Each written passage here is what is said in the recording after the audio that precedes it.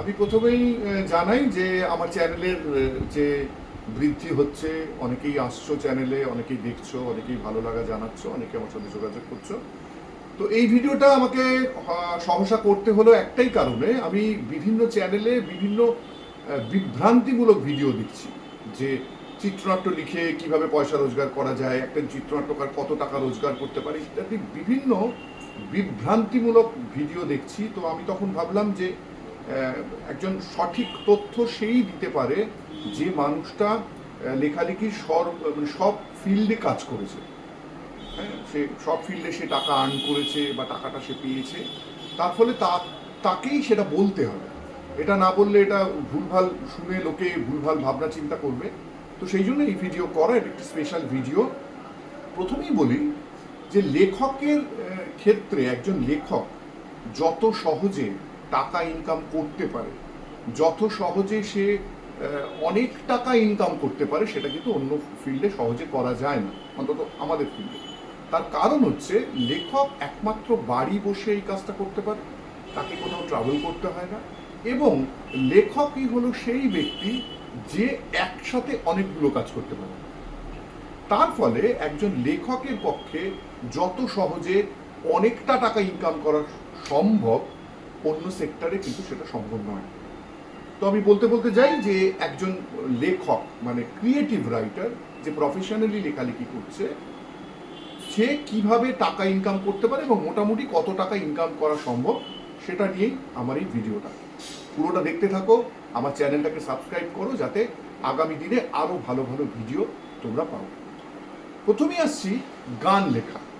Market এখন একটু খারাপ, বিভিন্ন মানুষের লোভের কারণে মার্কেট ডেফিনেটলি খারাপ, কিন্তু তবুও বলবো গান লিখে একজন স্ট্যান্ডার্ড লিরিসিস্ট, যিনি লিরিক রাইটার, একটি বাংলা গান লিখে সে 10 থেকে 15,000 টাকা রোজগার করতে পারে একটি গান লিখে।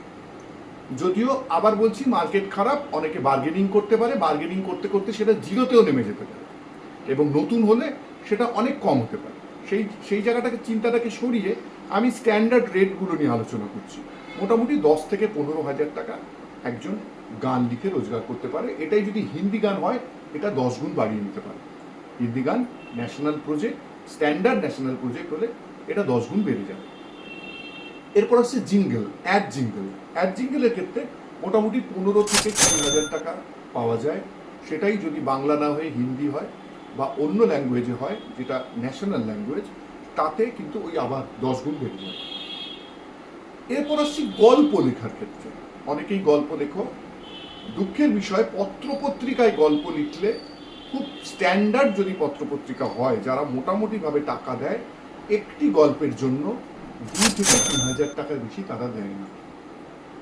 এবং যদি তুমি একটি বই লেখো, একটি গোটা বই, সেখানে অনেক গল্প আছে বা উপন্যাস আছে, সেইটা কিন্তু নির্ভর করে মূলত তোমার বইয়ের বিক্রির উপর, রয়্যালটির উপর। এই ফিল্ডটা নিয়ে আমি অতটা জানি না, তার ফলে আমি ওইখানে আর বিস্তারিত যাচ্ছি না। তবে পত্রপত্রিকাতে লিখে একটি পয়সাও পান না, এরকম ঘটনাও আমার জানা আছে। ফিল্মের ক্ষেত্রে যদি তুমি গল্প লেখো, মানে তুমি শুধু গল্পটা লিখে দিয়ে দিলে, তাহলে সেটা মোটামুটি স্ট্যান্ডার্ড রেট 1 লক্ষ টাকা পাওয়া যায় একটি গল্প লিখে। বার্গেনিং হবে, সেটা কমতে কমতে কতটা নেমে যাবে, তুমি বিনা পয়সাও গল্প লিখে দিতে পারো, কিন্তু আবার বলছি স্ট্যান্ডার্ড রেট মোটামুটিভাবে 1 লক্ষ টাকা। একটি ওয়েব সিরিজের জন্য যদি তুমি গল্প লেখো, তাহলে সেটাও নির্ভর করছে প্ল্যাটফর্মটা কোথাকার। প্ল্যাটফর্মটা স্ট্যান্ডার্ডের ওপর নির্ভর করছে টাকাটা, মোটামুটি 30,000 টাকা থেকে 1 লক্ষ টাকা। আবার বললাম, যে মুহূর্তে এটা ন্যাশনাল হয়ে যাবে, সঙ্গে সঙ্গে তাকে 10 দিয়ে গুণ করে দিতেই পারে। যদি তোমার হিন্দি এবং ইংরাজিতে ভালো দখল থাকে, এটা কিন্তু 10 গুণ বেড়ে যাবে। টিভিতে সিরিয়ালের জন্য যদি তুমি নিয়মিত গল্প লেখো, মানে রেগুলার বেসিস যদি তুমি গল্প লেখো, সিরিয়ালের যে গল্প লেখকের যে কাজটা আছে, সেটা করলে মাসে কম বেশি একটা প্রজেক্টে তুমি 1 লক্ষ টাকা রোজগার করতে পারো। ইংরাজি হিন্দি ভাষায় আবার দখলের কথা আসছে, তুমি যদি ন্যাশনাল লেভেলে কাজ করো, সেটাই 10 গুণ হয়ে যাবে। ঠিক আছে, 10 থেকে 12 লক্ষ টাকা গল্প লিখে রোজগার করা ইজ ভেরি ইজি। এবার আসছি চিত্রনাট্যের কথা। গল্প এবং চিত্রনাট্য কোথায় কোথায় আলাদা, সেগুলো আমার বিভিন্ন ভিডিওগুলো ফলো করলেই বুঝতে পারবে, সেগুলো আমি ধীরে ধীরে সেগুলো ক্লাসের মধ্যে দিয়ে তোমাদের বোঝাবো। তবে চিত্রনাট্য যদি লেখো, একটি ফিল্মের জন্য চিত্রনাট্য লিখতে 1.5 থেকে 2 লক্ষ টাকা বাজেট আছে রাইটারের জন্য। ওয়েব সিরিজের জন্য 1 থেকে 1.5 লক্ষ টাকা পাবে। আর যদি তুমি টিভি সিরিয়ালের চিত্রনাট্য লেখো, অর্থাৎ মেগা সিরিয়ালে, মোটামুটি যে মেগা সিরিয়ালটা মাসে 30 দিন চলে, তার জন্য তোমার 1,20,000 টাকা থেকে 1.5 লক্ষ টাকা তুমি মাসে রোজগার করতে পারবে। সবই কিন্তু অভিজ্ঞতার ওপর। শুরুতেই তুমি এটা পাবে না, তবে শুরুতে যদি তুমি কারো সহকারী হিসাবে কাজ করো, তাহলেও কিন্তু মোটামুটি 30 থেকে 50,000 টাকা রোজগার করা যায়, তোমার যোগ্যতা, তোমার গুণ, তোমার পরিশ্রম করার ক্ষমতার উপর সেটা নির্ভর করছে। টিভিতে আমি আমার নিজের চোখে দেখা একটি 22 পাতার গল্প টিভি সিরিয়ালের জন্য একজন বিক্রি করেছেন একজন প্রডিউসারকে, এককালীন তিনি টাকা পেয়েছেন প্রায় 2.5 লক্ষ টাকা। এটা আমার নিজের সামনের ঘটনা। আমি কিন্তু ওই ইউটিউবের বিভিন্ন চ্যানেলে যারা যারা বলে বেড়াচ্ছে হাওয়ায় হাওয়ায় কথা শুনে সেভাবে বলছি না। আমার কথা যা শুনছো সবই মোটামুটি ঘোড়ার মুখের কথা। ফিল্মে সংলাপ লেখার কাজ অনেক সময় থাকে, মানে গল্প লেখা হয়ে গেছে, চিত্রনাট্য লেখা হয়ে গেছে, সংলাপ লেখার জন্য তুমি 60 থেকে 75,000 টাকা পেতে পারো। টিভিতে যদি তুমি সংলাপ লেখো, সেটা নিয়মিত কাজ, রেগুলারলি লিখতে হয়, পরিশ্রম অনেক বেশি, তাহলে তুমি পাবে 75 থেকে 90,000 টাকা।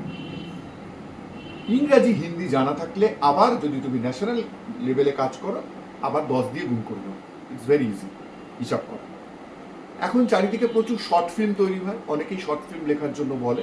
মোটামুটি একটা 15 থেকে 20 মিনিটের শর্ট ফিল্ম লেখার জন্য তুমি 3,000 টাকা চাইতে হবে।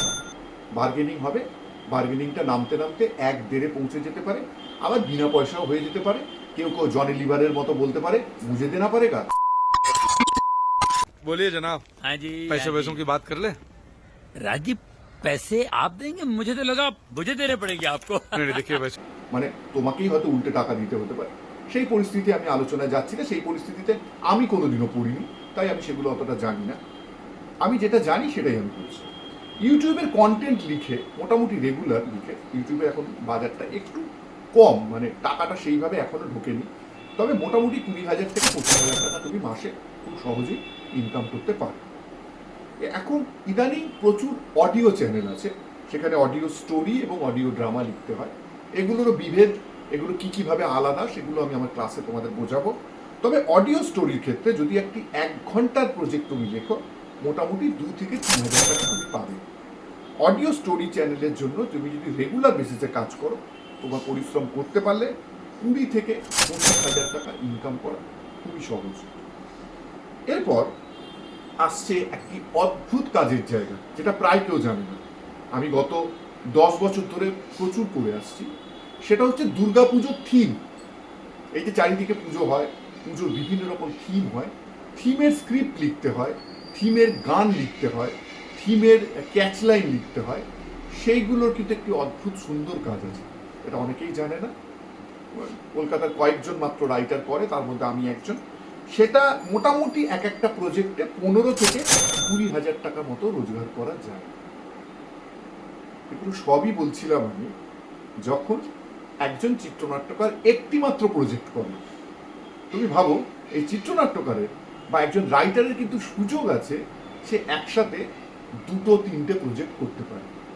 মানে ধরো একটা প্রজেক্টে তুমি পাচ্ছ 1 লক্ষ টাকা, তুমি যদি 3টে প্রজেক্ট করতে পারো, যদিও তাতে তোমার লাইফ বলে কিছু থাকবে না, সামাজিক জীবন বলে কিছু থাকবে না, কারোর সাথে দেখা করতে পারবে না, প্রচুর পরিশ্রম করতে হবে, ব্রেনের পরিশ্রমের বাইরে গিয়েও তুমি যদি 3টে প্রজেক্ট করতে পারো, তাহলে কিন্তু তোমার গিয়ে রোজগারটা দাঁড়াচ্ছে কলকাতাতেই প্রায় 3.5 লক্ষ থেকে 4 লক্ষ টাকা। সেটা যদি তোমার বোম্বে হয়ে যায়, ন্যাশনাল হয়ে যায়, বুঝতেই পারছো, আবার 10 গুণ বাড়িয়ে দিতে পারো। রাইটারেরই একমাত্র সুবিধা আছে যে একাধিক প্রজেক্ট করতে পারে ঘরে বসে। আমি আমার অভিজ্ঞতা থেকে বলতে পারি, আমি এক সময় সর্বোচ্চ 5টা প্রজেক্ট লিখেছিলাম একসাথে। উড়িষ্যা, বাংলাদেশ, কলকাতা 3টে, একসাথে 5টা প্রজেক্ট লিখেছিলাম। ঠিক আছে? তো এছাড়া আমি যেটা সবসময় বলবো যে শুরুতেই কিন্তু এই টাকাগুলো পাওয়া যায় না। তোমার অভিজ্ঞতা, তুমি যত বেশি নাম করবে, তোমার কাজের ক্যাপাসিটি যত বাড়বে, কাজের ক্ষমতা বাড়বে, তত তোমার টাকা রোজগারটা বাড়বে। আমি মোটামুটি এগুলো স্ট্যান্ডার্ড নিয়ে তোমাকে আলোচনা করলাম।